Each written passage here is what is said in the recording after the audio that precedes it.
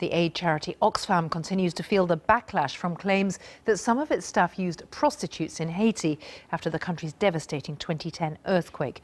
The British government has threatened to withdraw funding if Oxfam can't show it's taking measures to prevent sexual abuse. And questions are now being asked about other countries where Oxfam staff might have been guilty of misconduct. The Asia director of Oxfam has admitted to the BBC there have been cases in the region.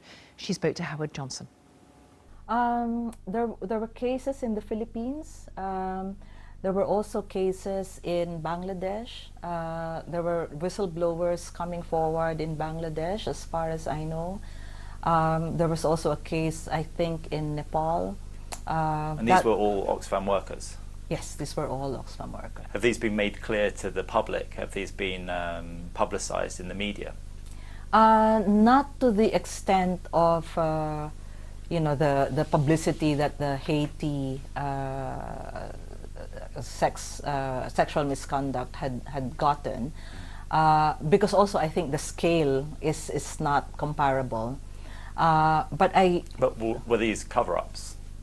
I wouldn't say they were cover-ups. I would say that they were dealt with internally according to specified policies.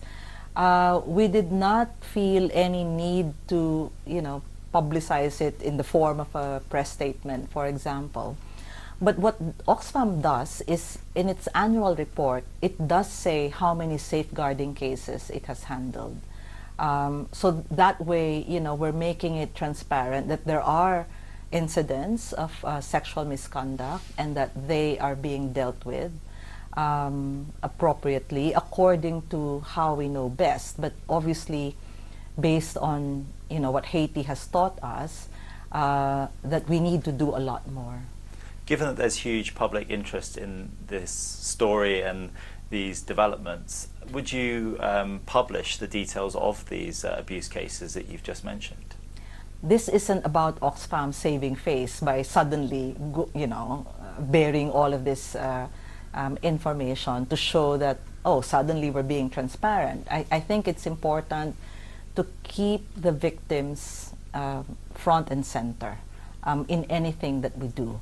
So if it is to the advantage of the victims that these cases are publicized and talked about openly, and actually if the victims themselves want to talk about it and their experience in how their particular cases were handled, then that's something that Oxfam should support.